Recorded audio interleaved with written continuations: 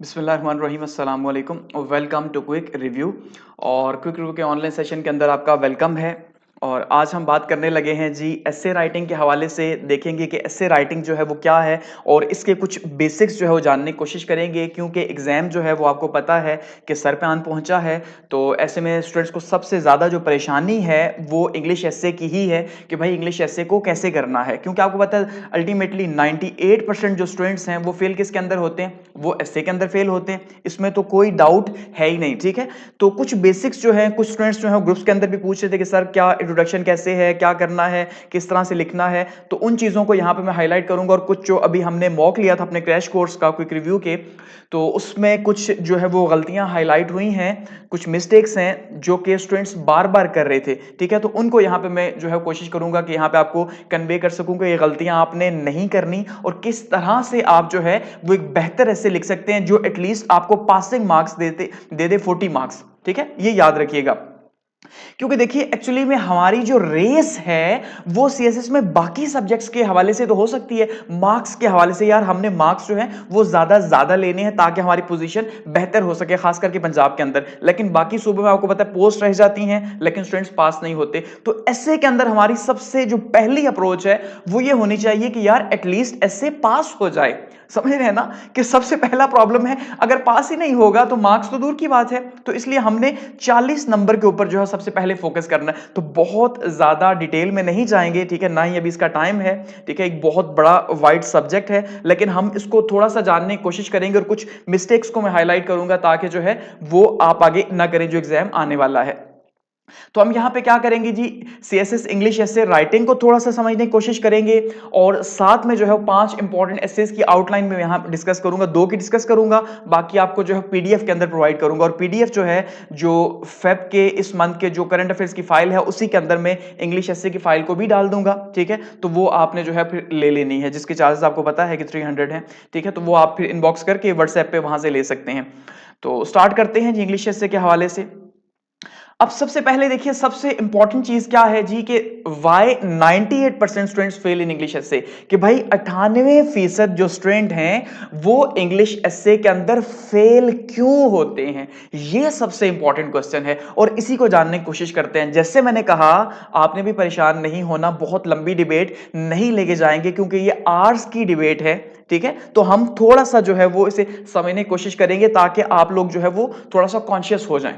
तो देखिए 98% students fail क्यों होते हैं, इसका एक सिंपल आंसर है क्योंकि उन्हें इंग्लिश नहीं आती। तो जाहिर बात है जब उन्हें इंग्लिश ही नहीं आती तो उन्होंने फेल ही होना है, ऐसा ही है। क्योंकि असल में प्रॉब्लम ये है स्टूडेंट्स का कि इंग्लिश ऐसे ये एक स्किल है, ऐसा ही है। अब ये स्किल है और ये एक बहुत ही बोरिंग स्किल है, क्योंकि ये एक बात याद रखिएगा कि जब भी आपने इससे पहले भी लाइफ के अंदर अगर कोई स्किल सीखी होगी तो आपने बहुत मुश्किल से सीखी होगी। जैसे आप ना कहीं अभी किसी वर्कशॉप के पास से आप गुजर रहे हो तो वहां पे छोटू होता है, आपने देखा होगा। और छोटू को काम कैसे सिखाया जाता है, 2 तरीके से। एक तो ये है कि छोटू का अपना इंटरेस्ट हो तो भाग भाग के टूल लेके आता है, छोटू पाना लेके आ, छोटू ये कर, छोटू वो कर। तो वो क्या कर रहा होता है, वो हेल्पिंग हैंड होता है, वो हर जगह पे घुस रहा होता है जहां उसका काम नहीं है, लेकिन वो इंटरेस्ट लेके उसको सीख रहा होता है और जल्दी सीख जाता है। तो दूसरे वो छोटू हैं जिनको जो पढ़ते नहीं है और जबरदस्ती उन्हें स्कूल से भेज दिया जाता है घर से कि भाई जाओ जाके सीखो किसी उस्ताद के पास। वो क्या करता है, वो उसे धक्के देता है, मारता है, पीटता है, बुरे बुरे नाम उससे पुकारता है और सीखते सीखते सीखते वो सीख जाता है।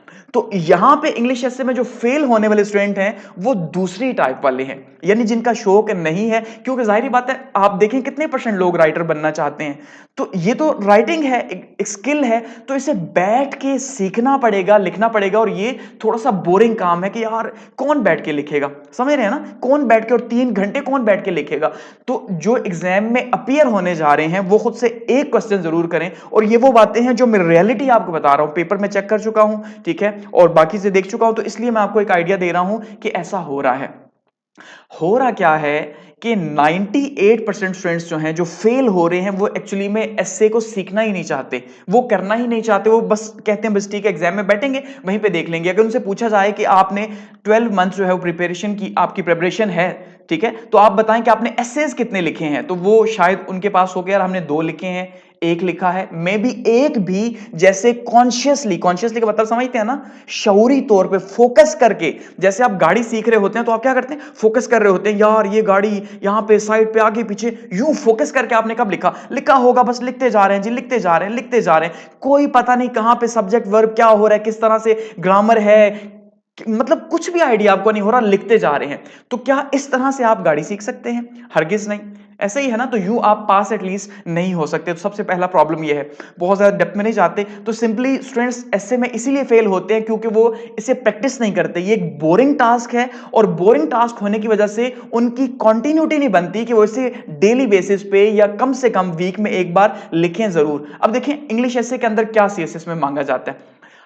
बेसिक चीज क्या मांगी जाती है कि सबसे पहले आपके पास कंटेंट होना चाहिए, ठीक है, यानी जो भी टॉपिक है, जैसे क्लाइमेट चेंज है, डेमोक्रेसी है, वुमेन इंपावरमेंट है, कोई भी हो सकता है, आपके पास कंटेंट होना चाहिए। तो चलें वो तो आप पढ़ रहे हैं, ऐसा ही है, कंटेंट आपके पास आया, लेकिन कॉन्शियस राइटिंग के लिए आपको प्रैक्टिस चाहिए, और वो प्रैक्टिस आप नहीं करते, जहां पे सबसे बड़ा फेलियर बनता है, और इसी वजह से स्टूडेंट्स फेल होते हैं। ना ही स्टूडेंट्स को जो है वो आउटलाइंस बनाना आ रही होती हैं, ठीक है जी।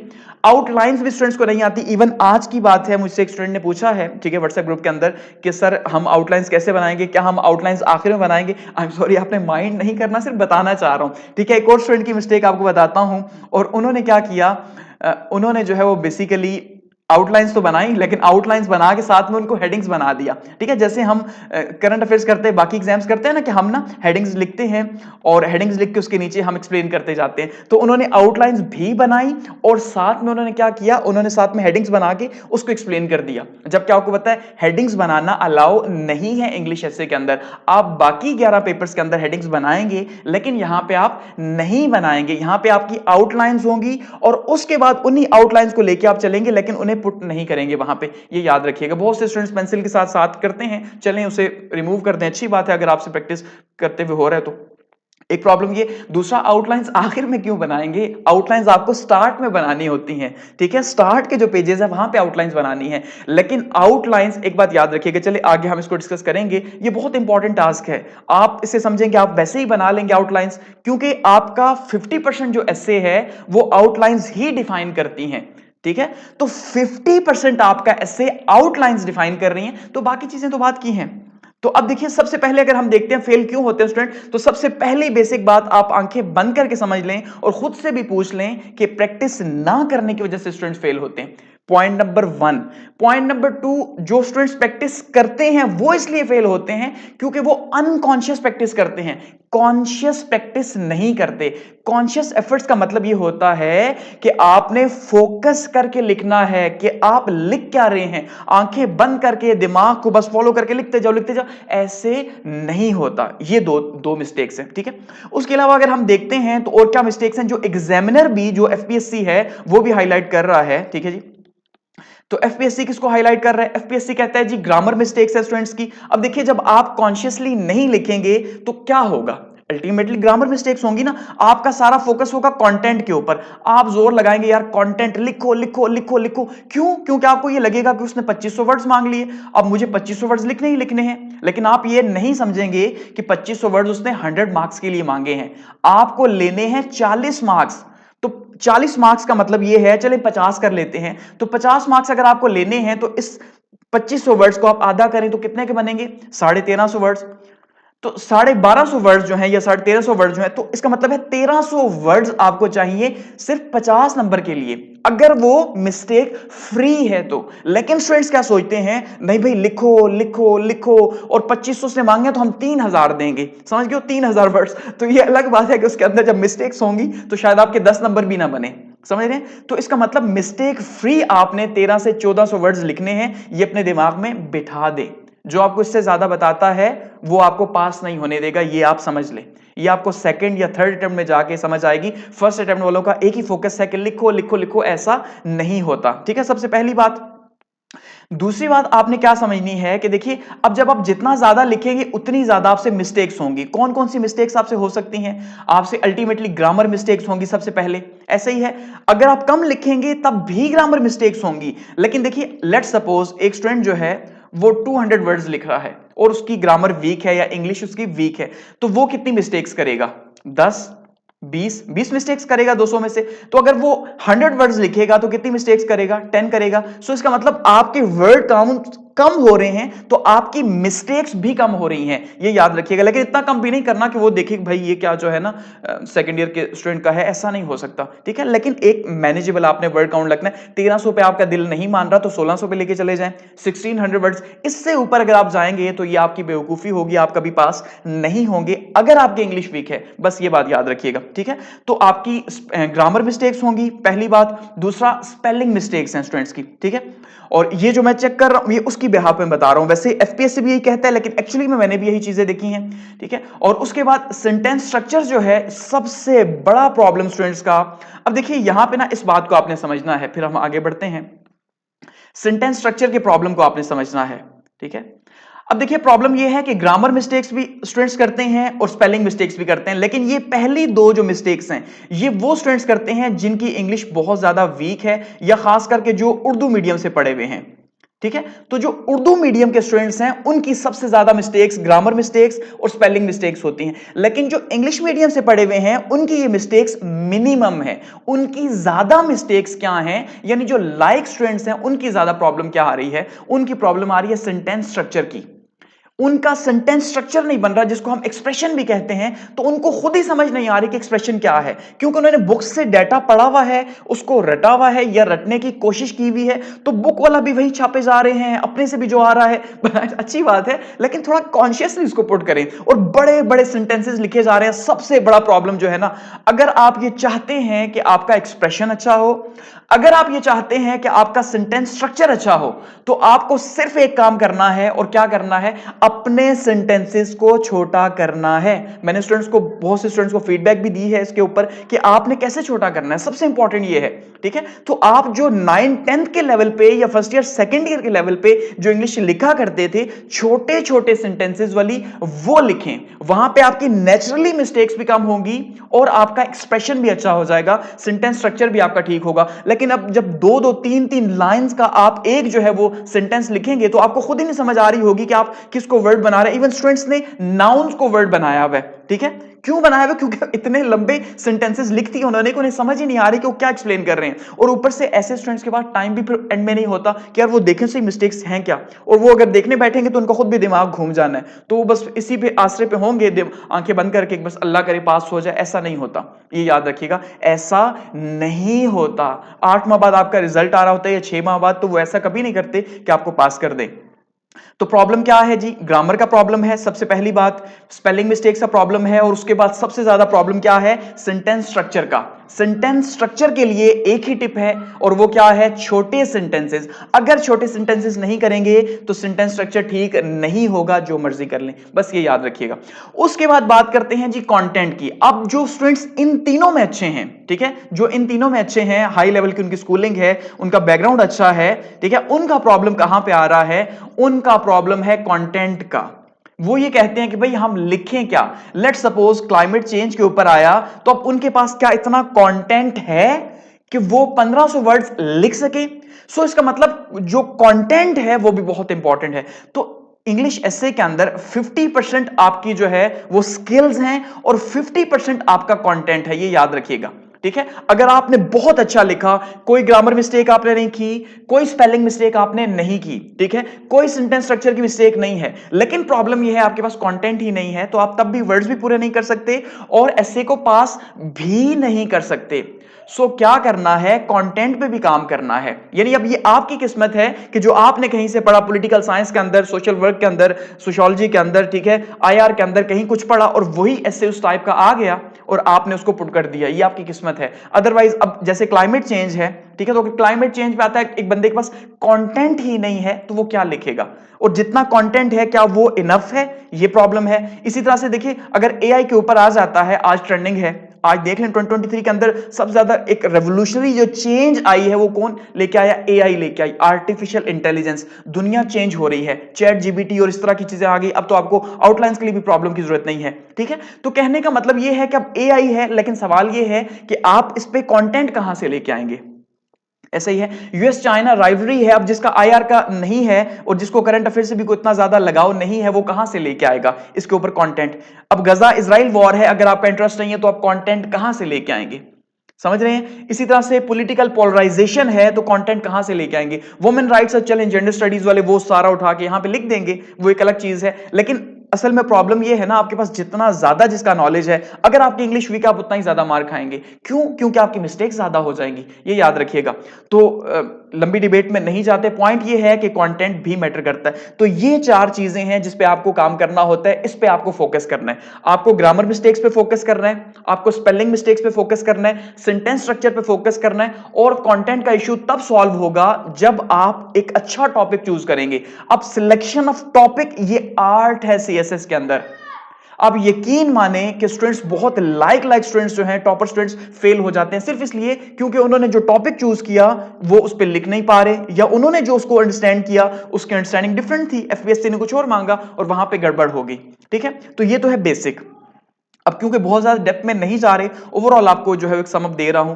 अब देखिए, अब हम अगर बात करते हैं कि how to attempt English paper, ऐसे कि आपने अटेम्प्ट कैसे करना है, किस तरह से इन मिस्टेक से बचे, तो उसका तो एक ही तरीका है कि आपको एक तो फोकस करना है, सबसे पहला पॉइंट।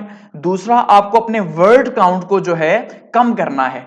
आपको मैं सजेस्ट करूंगा 1500 वर्ड्स आप अपने दिमाग में रख लें, ठीक है, इससे ऊपर और नीचे, इससे ज्यादा नहीं।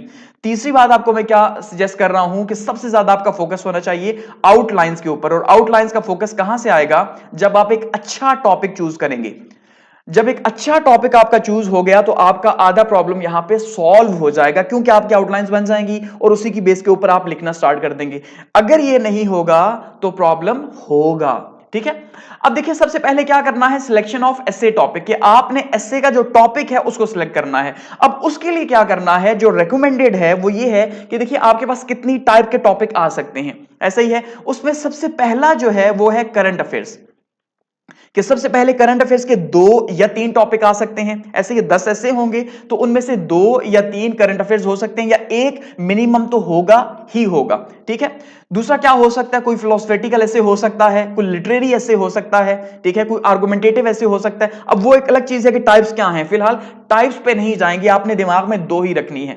एक क्या है जी, एक डिस्क्रिप्टिव ऐसे हैं, ठीक है, जिसमें आपने सिंपल चीज को एक्सप्लेन करके लेके जाना है, और दूसरा है आर्गुमेंटेटिव, और इसकी तरफ आपने नहीं जाना अगर आपकी इंग्लिश वीक है। ये कम लिखा जाता है, लेकिन प्रॉब्लम ये है कि इसमें आर्गुमेंट्स स्ट्रांग चाहिए। आपकी स्ट्रांग इंग्लिश आपको आर्गुमेंटेटिव एसे के अंदर पास करवा सकती है।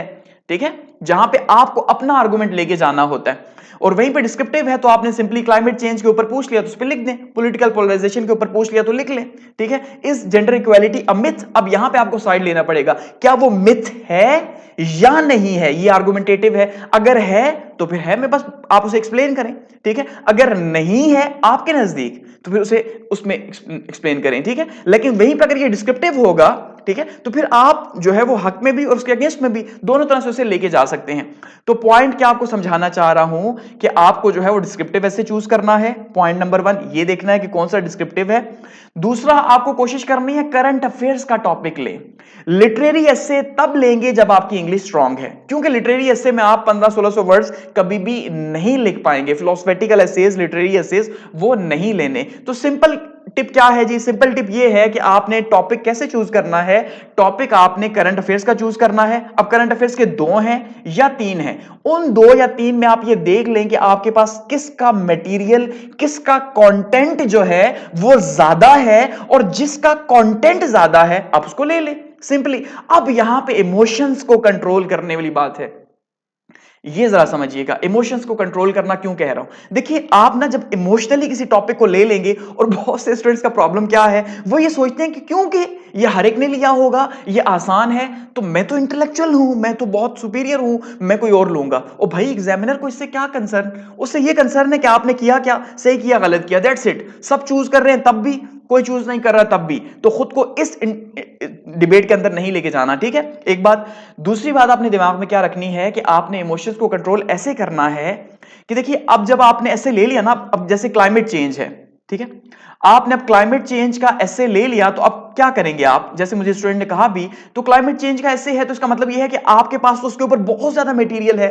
ऐसे ही है, टॉपिक ही ऐसा है ना, बहुत ज्यादा मटेरियल, तो क्या आप सारा डाल देंगे क्योंकि आपको तो इंग्लिश आती नहीं है। तो जब सारा डालेंगे तो मैक्सिमम क्या होगा, मैक्सिमम मिस्टेक्स होंगी, तो मैक्सिमम मिस्टेक्स होंगी तो आप फेल हो जाएंगे, क्या फायदा। सो इसका मतलब यहां पे इमोशंस को कंट्रोल करके जब आप आउटलाइंस को रफ में बनाएंगे तो आपको यह तय करना है कि क्या रखना है क्या नहीं रखना। ये याद रखिएगा, क्या रखना है क्या नहीं रखना। ऐसा नहीं है कि इमोशनली आपको जो आता जा रहा है लिखते जा रहे हैं लिखते जा रहे हैं लिखते जा रहे हैं, ऐसा नहीं है। क्योंकि जब आप क्लाइमेट चेंज को लेंगे तो आप देखेंगे भाई क्या क्या आपको आ रहा है, ठीक है, और आपको पता चलेगा बहुत सारी चीजें हैं जो आपको आ रही हैं, लेकिन क्या सब लिखना, नहीं सब नहीं लिखना। अपने इमोशंस को कंट्रोल करके और वो बातें लिखनी है जो इंपॉर्टेंट है और जो वहां पे आपको मार्क्स दिला सकती हैं, ठीक है। दूसरी बात, उसके बाद अगर हम बात करते हैं जी मेकिंग आउटलाइंस की, आउटलाइंस कैसे बनेगी। अब सबसे इंपॉर्टेंट चीज, पहले 3-4 फैक्टर्स बहुत से स्टूडेंट्स जो हैं वो इसमें अच्छे होंगे और आगे निकल जाएंगे, फिर उनको प्रॉब्लम कहां पे आता है जी आउटलाइंस के अंदर, क्योंकि प्रैक्टिस तो हुई भी नहीं है। तो अब उन्होंने ये सोचा कि यार एग्जाम में जाके बैठेंगे और पता है क्या करेंगे, और लिखेंगे जी क्लाइमेट चेंज। जी क्लाइमेट चेंज का टॉपिक हमारे पास आएगा और हम क्या करेंगे, हम इसके आउटलाइंस बनाना स्टार्ट कर देंगे, इसका इंट्रोडक्शन लिख देंगे, इसके जो हिस्टोरिकल बैकग्राउंड है लिख देंगे, इसके कॉजेज लिख देंगे, इसके इफेक्ट्स लिख देंगे, ठीक है, और इसके जो है वो सॉल्यूशंस या सजेशंस हम उनको दे देंगे, और बस ये हमारा जो है ना इसी के बीच में 5-5 6-6 लाइनें हो और डाल देंगे आउटलाइंस के, हमारा हो जाएगा, क्योंकि प्रैक्टिस नहीं हुई थी। तो आप जब प्रैक्टिस करते हैं तो फिर आपको पता चलता है आउटलाइंस बनती कैसे हैं, क्योंकि आउटलाइंस की प्रैक्टिस इसलिए इंपॉर्टेंट है कि वो आपको कभी भी क्लाइमेट चेंज नहीं देगा सिंपल वर्ड्स के अंदर। क्यों, क्योंकि आप जो है वो 9th-10th के स्टूडेंट हैं, कि आपको क्लाइमेट चेंज दे, ग्लोबल वार्मिंग आपको दे, ऐसा तो नहीं देगा। ऐसा ही है, वो क्लाइमेट चेंज को मिला के आपसे कुछ और किसी चीज के ऊपर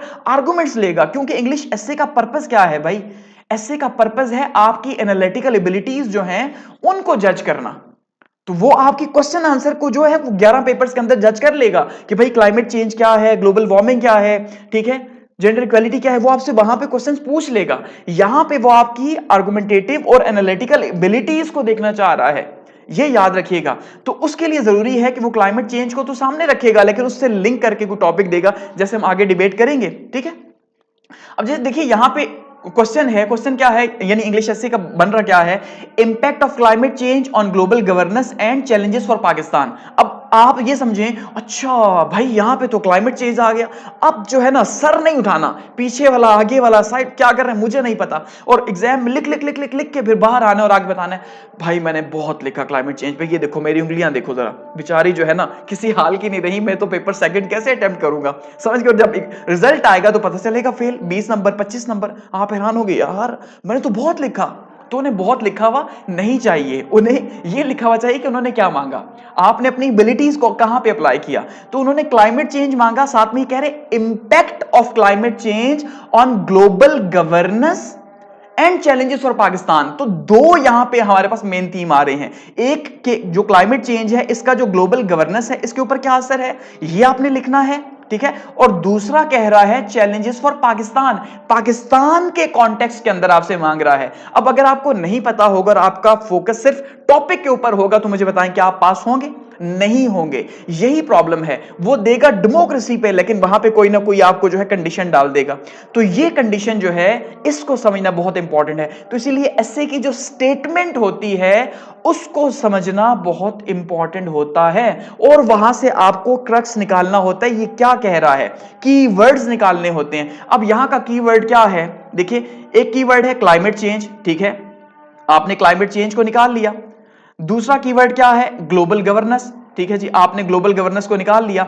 तीसरा कीवर्ड है चैलेंजेस फॉर पाकिस्तान, ठीक है, आपने कीवर्ड निकाल लिया। अब आपने देखा क्या मांग रहा है, कह रहा है भाई कि क्लाइमेट चेंज का जो है वो ग्लोबल गवर्नेंस के ऊपर क्या असर है और चैलेंजेस पाकिस्तान के क्या है। अब जब आपके पास कीवर्ड्स आ गए फिर आपने उनकी आउटलाइंस बनाना स्टार्ट करनी है कि भाई ये क्लाइमेट चेंज पे नहीं मांग रहा, कॉजेज इफेक्ट्स सॉल्यूशंस उस पे नहीं जाना, आपने उस पे नहीं जाना, ये बात आपने समझनी है, ठीक है। तो ये आपके दिमाग में होना चाहिए। वापस आते हैं, अब आपने सबसे पहले क्या करना है जी, सिलेक्शन ऑफ टॉपिक करना है। टॉपिक में आपने करंट अफेयर्स के टॉपिक को चूज करना है, कोशिश ये करनी है। अगर आपका करंट अफेयर्स अच्छा नहीं है तब भी आपने यही चूज करना है, क्योंकि आप इसका मतलब यह है कि क्या आप लिटरेरी के अंदर बहुत ज्यादा अच्छे हैं, किसी फिलोसफेटिकल टॉपिक के ऊपर बहुत ज्यादा अच्छे हैं, वो कैसे होगा, फिर उसका वर्ड काउंट बहुत मुश्किल हो जाएगा, ठीक है। तो क्योंकि ऐसे में हम बेसिकली करते क्या हैं, देखिए ऐसे में हम देते हैं आर्गुमेंट, उसके सपोर्टिव आर्गुमेंट्स होते हैं फिर, ठीक है। तो हम आर्गुमेंट देके उसको डिफेंड कर रहे होते हैं, फिर उन चीजों को हम लेके जा रहे होते हैं डिफेंस के अंदर और डिफेंड कर रहे होते हैं उसको कि हम कैसे जो है वो चीजों को आगे लेके जाएंगे। और इसी को हम कहते हैं कि भाई ये सारे का सारा क्रिटिकल थिंकिंग है। तो ये सारी चीजें क्या हैं, फिर ये हम यानी कि वो ये चेक करना चाह रहे हैं कि इसकी क्रिटिकल थिंकिंग क्या है, ये आउट ऑफ द बॉक्स सोच सकता है कि नहीं, और वो सीएसएस के स्टूडेंट सोच सकते हैं, ठीक है। तो आपने ये चीजें देखनी होती हैं कि कैसे आप क्रिटिकल थिंकिंग करके आउट ऑफ द बॉक्स जाके किस तरह से आर्गुमेंट देंगे, ठीक है, और उस आर्गुमेंट को फिर कैसे जो है वो आप सपोर्ट करेंगे, उसके अगेंस्ट में क्या एविडेंस लेके आएंगे।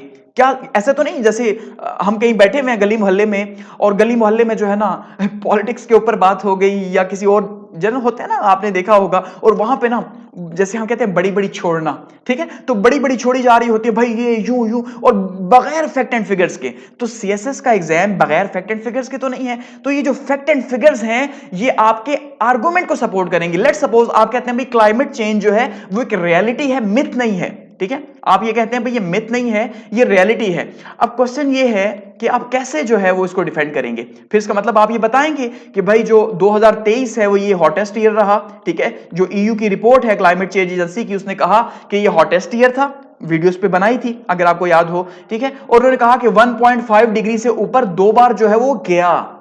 हमारा जो ये पूरा जो टेम्परेचर है ग्लोबल वार्मिंग में, अर्थ का टेम्परेचर ये 2 बार 1.5 डिग्री से ऊपर चला गया, जो एक्सपेक्ट नहीं किया जा रहा था। इसका मतलब ये क्या है, ये आपका आर्गुमेंट आपने दिया। आर्गुमेंट क्या दिया, आर्गुमेंट ये दिया कि क्लाइमेट चेंज जो है वो रियलिटी है, दे दिया। अब इस रियलिटी को आपने डिफेंड करने के लिए आगे क्या कह दिया, ईयू की रिपोर्ट दे दी एग्जांपल के तौर पे, ऐसा ही है। सो इसका मतलब ये हो गया कि ये आर्गुमेंट और उसका सपोर्टिव आर्गुमेंट या सपोर्टिंग मटेरियल उसका आ गया। यहां पे इसको कहते हैं क्रिटिकल थिंकिंग। ये आपने जो है अप्रोच ली है, यहां पे आपको इसके मार्क्स मिलेंगे। इसी तरह से आप कोई और चीज एक्सप्लेन कर रहे हैं, भाई ग्लेशियर्स मेल्ट हो रहे हैं, आप किसी रिपोर्ट का हवाला देंगे ग्लेशियर्स कहां पे मेल्ट हो रहे हैं। आप ये कहेंगे सीजन चेंज हो गए, आप हवाला देंगे कि भाई देखें दिसंबर में बारिशें ही नहीं हुई, ठीक है, जो मेट्रोलॉजिकल डिपार्टमेंट है उसने कहा भाई कि सीजन चेंज हो चुके इसलिए बारिशें नहीं हो रही। इस तरह से आर्गुमेंट, सपोर्टिव आर्गुमेंट, एविडेंस के साथ, सबूत के बिना बात नहीं होगी। आप कहां पे खड़े हैं, कोर्ट रूम के अंदर खड़े हैं, और वहां पे खैर पाकिस्तान में आजकल आपको पता है आर्गुमेंट्स नहीं चलते इस तरह के वहां पे, ठीक है, आपको पता है क्या हो रहा है, छोड़े पॉलिटिक्स की बात नहीं करते। तो खैर कहने का मतलब यह है कि आपको क्या करना है, आपको आर्गुमेंट्स और उसके सपोर्टिंग जो है एविडेंस देने होते हैं। फिर आपने आउटलाइंस बनानी कैसे हैं, देखिए आउटलाइंस हम आगे प्रैक्टिस करेंगे, लेकिन आपने ये दिमाग में रखना है कि आपने आउटलाइंस बनानी तब है, जैसे मैंने कहा कि आपने पहले क्या निकालना है, कीवर्ड्स निकालने हैं। कीवर्ड्स निकालने के बाद आपने आउटलाइंस बनानी है। और आउटलाइंस पे अगर आप ये सोचते हैं कि आपके 20 मिनट लगेंगे, आपका पेपर फेल है। अगर आप ये सोचते हैं कि आपके 25 मिनट लगेंगे, आपका पेपर फेल है। अगर आप ये सोचते हैं कि इस पे 40 मिनट लगेंगे, 35 से 40 मिनट लगेंगे, इसका मतलब आप राइट डायरेक्शन के अंदर जा रहे हैं।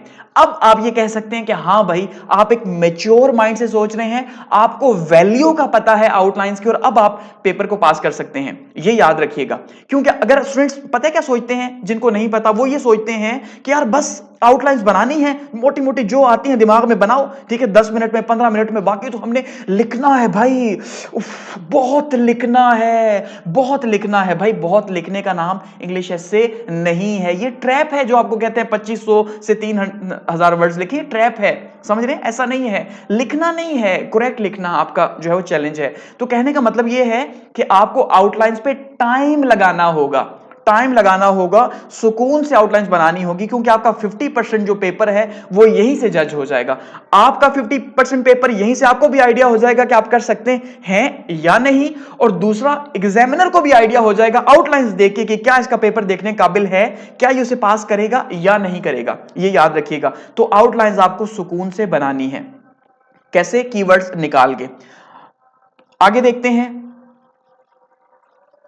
अब देखिए प्रैक्टिस हम यहां पे नहीं कर रहे क्योंकि फिर ये बहुत लंबी डिबेट चली जाएगी, वो एक अलग है कि किस तरह से जो है एक एक दिन, अब जब हम एकेडमी में बात करते हैं तो एकेडमी में एक एक दिन एक एक चीज करवाई जाती है, कैसे आउटलाइंस है, कैसे इंट्रोडक्शन है, वो एक अलग चीज होती है, ठीक है। यहां पे ओवरऑल जो है सम अप ले रहे हैं। उसके बाद आप इंट्रोडक्शन पे आ जाएंगे। अब आपने इंट्रोडक्शन से स्टार्ट करना। अब जैसे हमने कहा कि 50% आपकी आउटलाइंस ही आपको डिफाइन कर देती हैं कि आपका एस्से कैसा होने जा रहा है। वहीं पे आप ये कह सकते हैं कि आपका जो सब्जेक्टिव पेपर स्टार्ट हो रहा है वहां पे भी 50% आपका इंट्रोडक्शन जो है वो ये तय कर देगा कि आपने पास होना है या फेल होना है। सो इंट्रोडक्शन बहुत इंपॉर्टेंट है, बहुत इंपॉर्टेंट है। इंट्रोडक्शन और कंक्लूजन ये दो बहुत इंपॉर्टेंट चीजें हैं, इन पे आपको वर्क करना होता है, ठीक है। इवन यहां तक के जो टॉपर्स आप देखें वो रट लेते हैं कहीं से अच्छा इंट्रोडक्शन देख के 2-3 लाइनें, क्योंकि उनको एक अच्छा स्टार्ट चाहिए, एक अच्छा इंप्रेशन स्टार्ट से होगा ना। आपने खुद से, जैसे मैंने यहां पे बहुत सारे ऐसे जो है वो चेक किए हैं, ठीक है, स्टूडेंट्स के, तो यकीन माने उसमें बिल्कुल जो है ना कई स्टूडेंट्स का इंट्रोडक्शन बहुत अच्छा है, बहुत क्लासी है। जैसे ही देखते हैं तो आइडिया हो जाता है यार ये बहुत ही मैच्योर माइंड से लिखे हुए। वहीं पे हम देखते हैं बहुत ही बचपने से जो है ना बगैर किसी रेफरेंस के कोई चीज लिखी हुई है या कोटेशन लिख के बस उसको जो है ना, तो देखिए बहुत सारे वेज हो सकते हैं, लेकिन आपको स्टार्ट में इंट्रोडक्शन के अंदर तो बहुत ज्यादा कॉन्शियस राइटिंग करनी है, यानी सोच के लिखना है आपको। ऐसा नहीं बस स्टार्ट कर दिया कि भाई ऐसे लिखना है, इन चीजों से निकलना है आपने। तो आपने क्या करना है, इंट्रोडक्शन लिखना। अब इंट्रोडक्शन लिखने के 2 से 3 तरीके हो सकते हैं, ठीक है, कि इंट्रोडक्शन आप कैसे लिख सकते हैं। अब इंट्रोडक्शन में देखिए बेसिकली क्या हो सकता है जी, आप क्या कर सकते हैं, आप किसी फैक्ट से स्टार्ट कर सकते हैं। क्लाइमेट चेंज है तो आप ये बता सकते हैं, जैसे मैंने ईयू की रिपोर्ट का हवाला दिया कि भाई 1.5 डिग्री जो है इससे ऊपर चला गया 2023 के अंदर, इसका मतलब आपने डायरेक्टली किसी फैक्ट से स्टार्ट कर दिया, ठीक है। या फिर आप क्या कर सकते हैं, आप किसी स्टोरी से स्टार्ट कर सकते हैं, ठीक है। स्टोरी से क्या हो सकता है, कोई भी स्टोरी दे सकते हैं कि भाई बारिशें नहीं हो रही तो उसके अंजे के तौर पे क्या इंपैक्ट हो रहा है, लोग जो है ना एग्रीकल्चर जो फार्मर्स वगैरह हैं उनकी फसलें बेचारों की तबाह हो रही हैं और वो जो है ना उनके लिए क्राइसिस बढ़ रहे हैं, या पाकिस्तान जैसे ममालिक के लिए क्राइसिस बढ़ रहे हैं, तो आप कोई स्टोरी कह सकते हैं, ठीक है। या आप जो है वो बेसिक इंट्रोडक्शन से स्टार्ट कर सकते हैं कि टॉपिक को एक्सप्लेन करने से। क्लाइमेट चेंज अब टॉपिक है तो आप इसको एक्सप्लेन करने से स्टार्ट करें, किसी क्वेश्चन का आंसर से स्टार्ट करें कि जो आपसे एस्से में पूछा गया उसी के आंसर से स्टार्ट कर दें। ये सबसे आसान टेक्निक है जिनको नहीं आता उनके लिए, कि आप उस टॉपिक को एक्सप्लेन करने से स्टार्ट करें। तो डिफरेंट वेज हो सकते हैं कि या तो आप किसी फैक्ट से स्टार्ट कर सकते हैं या किसी स्टोरी से, या फिर जो है वो आप उसको एक्सप्लेन करके कर सकते हैं, डिस्क्राइब कर सकते हैं। देखिए अब हम ना जो हमारा जो पर्पस होता है, जो मेंटोर्स रिकमेंड कर रहे होते हैं कि भाई आपने सीएसएस में क्या करना होता है, डॉन पढ़नी होती है, उसके आर्टिकल्स या एडिटोरियल पढ़ना होता है। अब वो क्यों पढ़ना होता है, जो डेली ग्रुप के अंदर मैं शेयर कर रहा होता हूं, एक आर्टिकल एक एडिटोरियल यही पढ़ना होता है, ठीक है। इससे ज्यादा नहीं कि आप न्यूज़पेपर लेके बैठ जाएं। उसमें आपको ये देखना होता है कि स्टार्ट कैसे उनका लेते हैं वो। हर रोज आप देखें एक आर्टिकल एडिटोरियल में ग्रुप पे शेयर कर रहा होता हूं, तो वहां पे आप उसको पढ़ा करें कि यार इसका स्टार्ट कैसे लिया जा रहा है, क्या किसी फैक्ट से स्टार्ट लिया जा रहा है, क्योंकि वहां पे वीक में 6 डेज हैं, ठीक है, 7 डेज है, तो 7 डेज में 6 डेज में मैं शेयर करता हूं संडे को छोड़ के, तो 6 डेज में 6 डिफरेंट राइटर्स की चीजें मैं शेयर कर रहा होता हूं। तो आप उनको देखिए वो कैसे लिख रहे हैं, हर राइटर का आपको अंदाज डिफरेंट नजर आएगा। कोई फैक्ट से स्टार्ट कर रहा होगा, कोई स्टोरी से स्टार्ट कर रहा होगा, कोई टॉपिक को एक्सप्लेन करने से स्टार्ट कर रहा होगा, ठीक है। तो इस तरह आप जो है वो अपने इंट्रोडक्शन को स्टार्ट कर सकते हैं सॉलिड। या फिर एक चौथा वे है, ये कोटेशन से आप स्टार्ट कर सकते हैं। कोटेशन से मैं आपको रेकमेंड नहीं करूंगा, ठीक है, क्योंकि अगर आपकी कोटेशन ऊपर नीचे हो जाती है तो आप उसको उस तरह से कैरी नहीं कर सकते बेहतर अंदाज में, इसलिए अवॉइड करें। दूसरा, स्टूडेंट की आदत है कि भाई जो कोटेशन अब उन्होंने याद की हुई है, चाहे टॉपिक कोई भी हो, उन्होंने फिक्स करनी ही करनी है। ऐसा नहीं है, ठीक है, ऐसा नहीं करना। जैसे इस्लामियात के अंदर मैंने पेपर चेक किए तो जो रेफरेंस बन रहा है वो तो ठीक है, जो नहीं बन रहा वो भी वहां पे दिया हुआ है, क्योंकि हमने जो है वो कुरान और हदीस का हवाला देना है। भाई ऐसा तो नहीं होता, ठीक है। अब आपसे जो है वो नमाज की बात पूछी जाए तो आप जो है वो किसी और का हवाला दे के वहां पे उसको फिक्स कर दें, इस तरह से आपको नंबर नहीं मिलेंगे। वो उनका काम ही ये है, ठीक है, वो प्रोफेसर लोग बैठे हुए हैं, तो इसलिए इन चीजों को आपने देखना है। इंट्रोडक्शन, उसके बाद आपने क्या करना है, जैसे देखा इंट्रोडक्शन का क्या टाइप्स हो सकती हैं वो यही हैं। फिर उसके बाद आप आ जाएंगे बॉडी पैराग्राफ के ऊपर, कि बॉडी पैराग्राफ आपने कैसे लिखना है। बॉडी पैराग्राफ के अंदर आपको ये 4 चीजें आपके दिमाग में होनी चाहिए, ठीक है। आप किसी भी टॉप एकेडमी में चले जाएं, आपको यही चीजें बताएंगे। आप कहीं पे भी जाएंगे तो यही तरीका होगा कि सबसे पहले आपको एक टॉपिक सेंटेंस लेना होगा, ठीक है जी।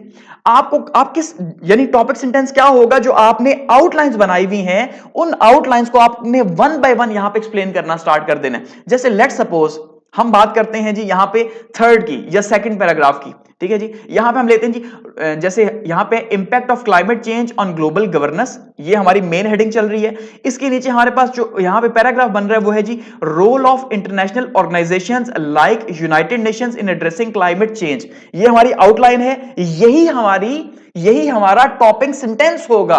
इसी को हमने जब इस पैराग्राफ को लिखना है तो इसको उठा के वहां पे लिख देना है, बिल्कुल वैसे ही जैसे इंट्रोडक्शन लिखा था, कैसे लिखा था?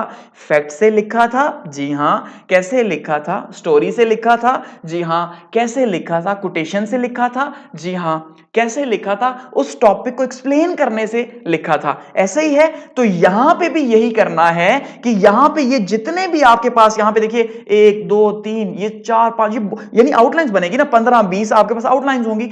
तो हर आउटलाइन एक इंडिपेंडेंट एसे है आपका, आप उसको वैसे ट्रीट करेंगे तब जाके आपका एसे बनेगा। छोटे छोटे एसेस बनते जाएंगे और आपका एक बड़ा एसे जो है वो तैयार होता जाएगा। इस बात को समझ गए तो आपका प्रॉब्लम सॉल्व हो जाएगा। तो आपने क्या करना है, यहां से हर जो है वो आउटलाइन को लेना है, उसको टॉपिक सेंटेंस बनाना है एसे की तरह पे, उसको एक्सप्लेन करते जाना है। ठीक है, उसको एक्सप्लेन कैसे करना है, टॉपिक सेंटेंस लेके उसके नीचे आर्गुमेंट देना है। ठीक है, आर्गुमेंट अपनी तरफ से जो क्रिटिकल थिंकिंग आपकी है उसके अकॉर्डिंगली आर्गुमेंट देना है, उसका सपोर्टिंग मटेरियल वहां पे डालना है। कोई रिपोर्ट है, कोई एग्जांपल है, कुछ भी है जो उससे रिलेटेड आपने किसी बुक में पढ़ी, कहीं कोई रेफरेंस देखा। ठीक है, क्योंकि किसी का रेफरेंस तो देना पड़ेगा ना कि भाई हमारा कॉन्स्टिट्यूशन 1973 ये कहता है फंडामेंटल राइट्स हैं, ये सीएसएस नहीं मानेगा। ठीक है, वहां पे आपको रेफरेंस देना होगा कि हमारा कॉन्स्टिट्यूशन का कौन सा आर्टिकल, कौन सी क्लॉज जो है वो ये कह रही है कि फंडामेंटल है। फिर वो जब चेक भी करना चाहे तो कर सकते हैं, हाँ भाई वाकई में सच कह रहे हैं। समझ रहे हैं ना? तो इसका मतलब आपको इन चीजों का रेफरेंस देना होता है, सपोर्टिंग मटेरियल। उसके बाद आपका कंक्लूजन, कि आपने उसको जो यहां पे टॉपिक सेंटेंस स्टार्ट किया था उसको यहां पे कंक्लूड कर दिया बॉडी पैराग्राफ के अंदर, उसके बाद नए पे, उसके बाद नए पे, उसके बाद नए पे, और ये प्रोसेस स्टार्ट हो जाएगा। अब यहां पे स्टूडेंट्स को ये कंफ्यूजन होती है कि भाई हमारा जो एसे, ये जो पैराग्राफ है, बॉडी पैराग्राफ, ये कितना बड़ा होना चाहिए। देखिए इसमें नॉर्मली कोई भी आपको बाउंड नहीं करेगा, लेकिन 5 to 9 आपकी जो है वो सेंटेंसेस होने चाहिए। 5 से 9, मिनिमम 5 सेंटेंसेस हो सकते हैं और मैक्सिमम 9 हो सकते हैं। और एक बात याद रखिएगा, इसके बीच में आप पैराग्राफ को तोड़ेंगे नहीं, यानी आपने यहां पे एक लाइन छोड़ी, ठीक है, यहां पे आगे बच रहा है तो आपने यहां से नीचे से स्टार्ट कर दिया, इसका मतलब आपने नया पैराग्राफ स्टार्ट कर दिया ना। इतने बेसिक इंग्लिश के रूल तो आपको पता है। तो इसका मतलब यह है कि आपने इसको ब्रेक नहीं करना जब तक आपका एक ही पैराग्राफ चल रहा है, ये याद रखिएगा। ये स्टूडेंट्स की मिस्टेक यहां पे थी।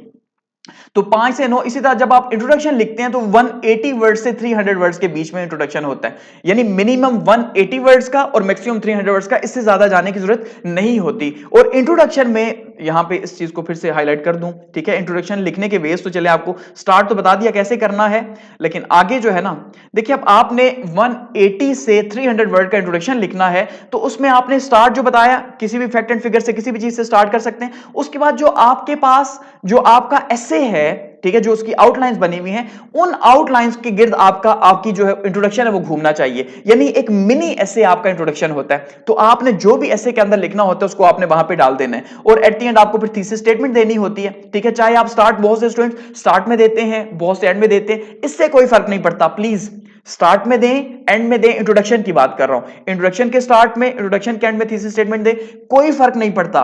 दोनों ही रूल है, अभी जाके आप चेक कर सकते हैं। ठीक है, कोई बाउंड आपको नहीं कर रहा। थीसिस स्टेटमेंट का मतलब क्या होता है, थीसिस क्या है आपका, यानी आप किसके ऊपर अपना एसे बिल्ड करने लगे हैं, अपनी दीवार बनाने लगे हैं ना, एक ईंट, दूसरी ईंट, तीसरी ईंट, चौथी ईंट। तो पहले आप डिफाइन करेंगे भाई इसकी 3 स्टोरीज बनाने लगा हूं। ठीक है, पहली स्टोरी के ऊपर शॉपिंग मॉल होगा, दूसरी पे शॉप्स होंगी, तीसरे पे ऑफिसेज होंगे। समझ रहे हैं? तो जो आपने थीसिस स्टेटमेंट का मतलब ये होता है कि आप जो एसे में एक्सप्लेन करने लगे हैं उसे आपने 1 सेंटेंस के अंदर, सेंटेंस 1 लाइन का, 1.5 लाइन का, 2 का, जितना भी हो सकता है, लेकिन आपने एक फुल स्टॉप डालना होता है। ठीक है, तो थीसिस स्टेटमेंट में आप एक्सप्लेन करना होता है कि क्या बताने लगे हैं और फिर उसको आगे लेके जाना होता है। सिंपल। अगर नहीं भी आपको समझ आ रही तब भी आप थीसिस स्टेटमेंट लिख रहे हैं, परेशान होने की जरूरत नहीं है। नहीं लिखना आता छोड़ दो। ठीक है, 5 नंबर 10 नंबर कट जाएंगे, 10 तो नहीं कटेंगे, खैर 5 कट जाएंगे ना, कोई इशू नहीं है। तो परेशान नहीं होना, कहने का मतलब ये है, ऐसा ना हो कि आप कहें यार ये नई चीज कहां से आ गई है।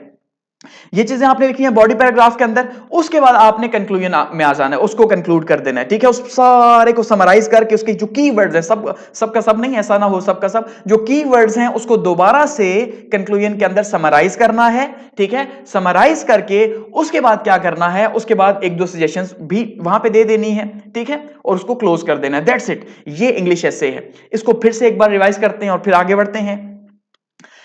देखिए हमने कहा 98% स्टूडेंट्स क्यों फेल होते हैं, क्योंकि वो प्रैक्टिस नहीं करते, और जो प्रैक्टिस करते हैं वो कॉन्शियसली प्रैक्टिस नहीं करते।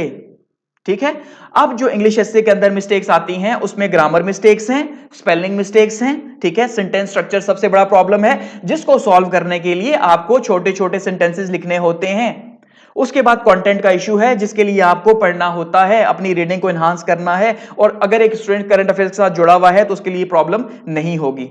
ठीक है, आगे बढ़ते हैं। अटेम्प्ट कैसे करना है, टॉपिक को सिलेक्ट करना है, करंट अफेयर्स के को सबसे पहले फोकस ये होना चाहिए। दूसरा ये होना चाहिए उसकी आउटलाइंस, यानी उसकी आउटलाइंस किस बेस पे होंगी कि आपने स्टेटमेंट को पढ़ा, उससे कीवर्ड्स निकाले, उसके ऊपर आपने क्या किया, आपने आउटलाइंस बना ली, उन आउटलाइंस के ऊपर आपने टाइम लगा के बनाया और फिर उनमें से एक एक को पकड़ के आपने क्या किया, बॉडी पैराग्राफ बनाते गए। बॉडी पैराग्राफ में topic, sentence, argument, supportive material, example और कंक्लूजन, और एट द एंड ऐसे को कंक्लूड कर देना बस। ठीक है, ये हो गया दिमाग में। अब ये तो थे बेसिक। अब आगे बढ़ते हैं और एक या दो जो हम देखते हैं कितना टाइम मैनेज हो सकता है। तो हम जो है वो यहाँ पे एक एसे है, ठीक है, ये क्रैश कोर्स के अंदर मैंने एसेस दिए थे, तो उनमें से एक दो एसे, यहाँ पे 5 एसेस की आउटलाइन है जो मैंने आपको कहा कि पीडीएफ जो है ग्रुप में मैं करंट अफेयर्स की फाइल में शेयर करूंगा, वहां से आप ले सकते हैं। ठीक है, तो यहाँ पे एक दो को हम डिस्कस करते हैं कि आपने करना कैसे है। जो स्टूडेंट्स घर पे बैठ के तैयारी कर रहे होते हैं ना, वो बहुत ज्यादा यानी एक किस्म का अंधे कुएं के अंदर वो छलांग लगा रहे होते हैं, उन बेचारों को समझ ही नहीं आ रही होती कि भाई असल में करना क्या है। ठीक है, तो ये सबसे बड़ा प्रॉब्लम होता है। तो ज्यादा टाइम नहीं लगाएंगे, 40 मिनट तो हो चुके हैं, तो फिर आपके पास आउटलाइन आ जाएंगे, आपने देख लेना, आप एक ऐसे को समझ लें। अब ये यहां पे जिन चीजों को मैंने जो है वो हाईलाइट किया हुआ है, ये नहीं लिखनी आउटलाइन के अंदर, ये सिर्फ आपके एक्सप्लेन करने के लिए यहां पे लिखी हुई हैं। ठीक है, आउटलाइंस के दो तरीके हो सकते हैं, या तो शॉर्ट आउटलाइन हो सकती है या लॉन्ग टेल आउटलाइन हो सकती है। ठीक है, तो अब ये जो शॉर्ट टेल है, जो दो दो तीन तीन वर्ड्स बनते हैं, लेकिन उसमें फ्रेज बनानी होती है आपको, या आप फ्रेज बनाते हैं आउटलाइन की, जैसे क्लाइमेट चेंज है तो उसके कॉजेज हैं, इफेक्ट हैं। ठीक है, सिंगल वर्ड नहीं लिखना, सिंगल वर्ड नहीं लिखना। ठीक है, क्लाइमेट चेंज में कोई अगर लिख देता है, let's suppose cause of climate change क्या है जी, अगर हम बात करते हैं तो उस कॉजेज में हम देखते हैं जी, तो यहां पे केमिकल चेंज है। ठीक है जी, अच्छा, इसी तरह से फॉसिल फ्यूल्स है, उनकी बर्निंग है, और बहुत सारे कॉजेज हैं। तो अगर आप लिख दे फॉसिल फ्यूल, ऐसा नहीं लिखना आपने। ठीक है, बर्निंग ऑफ फॉसिल फ्यूल, आपने पूरा उसकी फ्रेज बनानी है, या फ्रेज बनाएंगे या फिर एक थोड़ा सा लॉन्ग सेंटेंस, शॉर्ट सेंटेंस बना दे। ठीक है, तो शॉर्ट सेंटेंस बनाएंगे तब भी ठीक है, वो ज्यादा अच्छा वे है जो शॉर्ट सेंटेंस बनाने का, जैसे यहां पे बने हुए हैं। और अगर उस तरह नहीं करते तो जैसे बुक के बाहर कंटेंट लिखा होता है, बुक खोली है ना, तो उस बुक को खोलते हैं, उसके बाहर कंटेंट लिखा होता है कि यार ये इसके अंदर हम डिस्कस कर रहे हैं, तो वो छोटी छोटी आप देखें फ्रेजेस बनी होती हैं। तो सिंगल वर्ड नहीं लिखना, बस ये याद रखनी है। ठीक है, आप ये नहीं कह सकते कि सिंगल वर्ड फॉसिल फ्यूल, ऐसा नहीं होगा, ये इस तरह से नहीं होगा, कॉप 28 ये नहीं होगा। ठीक है, तो इस तरह से चीजें नहीं लिखनी, आपको फ्रेज बनानी है या फिर आपको छोटा सेंटेंस लिखना है। तो यहां पे देखिए ऐसे क्या है, impact of climate change on global governance and challenges for Pakistan, क्योंकि देखिए इस टाइम पे सबसे हॉट टॉपिक जो है वो क्या है, वो क्लाइमेट चेंज ही है। आपको पता है Gaza Israel war, climate change, Pakistan के अंदर डेमोक्रेसी, इकोनॉमिक चैलेंजेस, एआई, ये वो ट्रेंडिंग टॉपिक है जो यहां पे दिए हुए हैं, और यही है। अब ये आपकी किस्मत है, आते हैं या नहीं आते। ठीक है, तो अब यहां पे सबसे इंपॉर्टेंट है impact of climate change on global governance and challenges of Pakistan. अच्छा, एक और बात कही जाती है मेंटोर्स की तरफ से, ये कहा जाता है कि अगर आप साइंस के बैकग्राउंड से हैं, ठीक है, जो स्टूडेंट्स साइंस का बैकग्राउंड रखते हैं, उनको कहा जाता है कि आपने साइंस से रिलेटेड टॉपिक को चूज करना है, क्योंकि उनके लिए वो आसान होता है। ठीक है, जो साइंस के बैकग्राउंड से हैं उनके लिए क्या है कि वो साइंस का टॉपिक चूज करेंगे, लेकिन जो स्टूडेंट जो हैं वो साइंस के बैकग्राउंड या सोशल साइंस के बैकग्राउंड से हैं, उनके लिए कहा जाता है कि आपने क्या करना है, आपने कोई सोशल टॉपिक चूज करना है। तो मैं इस बात को आपको यहां पे थोड़ा सा डिनाई करूंगा, क्योंकि असल में प्रॉब्लम ये है ना कि स्टूडेंट्स को लिखना नहीं आता। तो जो साइंस बेस्ड सब्जेक्ट हैं, साइंस बेस्ड जो सब्जेक्ट हैं, उसका प्रॉब्लम यह है कि वहां पे आपकी इंग्लिश थोड़ी सी कम मैटर होती है, आपके जो फैक्ट एंड फिगर्स है वो चीजें कवर कर लेती हैं चीजों को। ठीक है, लेकिन जहां पे सिर्फ एक सब्जेक्टिव टाइप आपने ऐसे लिखना है, डिस्क्राइब करना है डेमोक्रेसी टाइप को, और वहां पे आपकी इंग्लिश भी स्ट्रांग नहीं है, जैसे मैंने अभी एसए चेक किया तो वहां पे जो है वो सब्जेक्टिव टाइप पॉलिटिकल पोलराइजेशन को बहुत ज्यादा स्टूडेंट्स ने किया हुआ था। तो उसके अंदर आपके जब तक सॉलिड आर्गुमेंट्स नहीं होंगे ना, आपकी बात की वैल्यू कोई नहीं है कि भाई मुल्क में ये हो रहा है वो हो रहा है, कहने से कुछ नहीं होता, सॉलिड आर्गुमेंट्स। लेकिन वहीं पे क्लाइमेट चेंज पे तो आपके पास सॉलिड आर्गुमेंट्स मौजूद हैं, रिपोर्ट्स हैं, डेटा है, फैक्ट एंड फिगर्स है, तो आपको कवर कर लेगा, ये याद रखिएगा।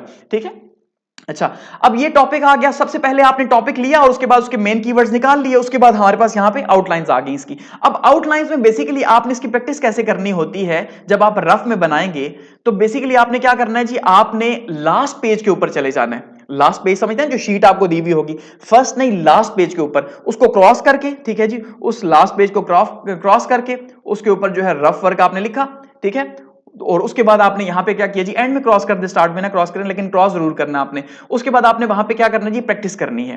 प्रैक्टिस क्या करनी है आपने अपना टॉपिक ले लिया जी क्लाइमेट चेंज, मे भी आपको 2-3 टॉपिक लेने पड़ जाएं और 2-3 टॉपिक को जज करना पड़ जाए कि क्या मुझे किसके ऊपर ज्यादा आउटलाइंस आ रही हैं, तो इस पे परेशान नहीं होना। जज करने के लिए आपके पास 10 मिनट कम से कम होंगे।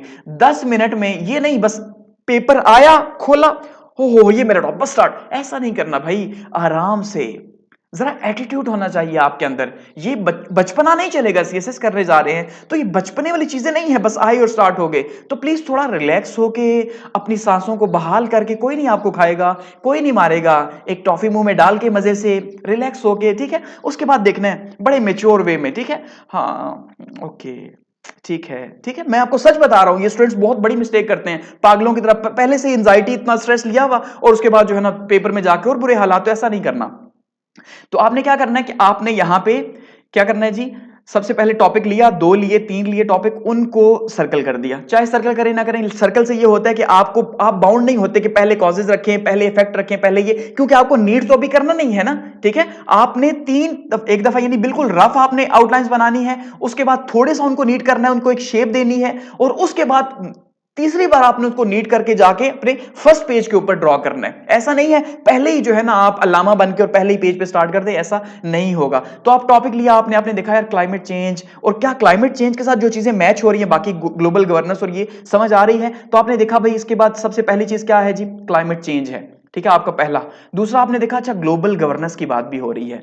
तीसरा आपने देखा अच्छा पाकिस्तान के चैलेंजेस की बात हो रही है। अच्छा पाकिस्तान के चैलेंजेस क्या हो सकते हैं यार, पाकिस्तान में पॉलिसी मेकिंग का बड़ा इशू है, ठीक है, तो आप इसको देख रहे हैं। अच्छा और पाकिस्तान में क्या चैलेंज हो सकता है यार, पाकिस्तान में पॉलिटिकल इंस्टेबिलिटी है, तो पैसे कहां से आएंगे, इसका मतलब इकोनॉमिक चैलेंजेस भी हैं, हाँ इकोनॉमिक भी हैं। अच्छा और क्या चैलेंजेस हैं यार पाकिस्तान में, और पाकिस्तान में पॉलिसी की कंसिस्टेंसी नहीं है, और पाकिस्तान में रेड टेपिज्म है, ब्यूरोक्रेटिक जो बाबू हैं, जो आप बनेंगे कल को, तो बहुत चीजों को डिले करते हैं। यहां पे लॉज नहीं है, ठीक है जी, क्लाइमेट लॉज की कमी है। ये पाकिस्तान के एंड पे प्रॉब्लम आ गई, यानी उसी की सब डिवीजन। ये मेन हमारा टॉपिक, ठीक है, ये उसकी सब डिवीजन, उसके आगे मेन टॉपिक। लेकिन अब मैं जैसे कह रहा हूं बहुत लेंथ पे नहीं जाना भाई, ये याद रखना है।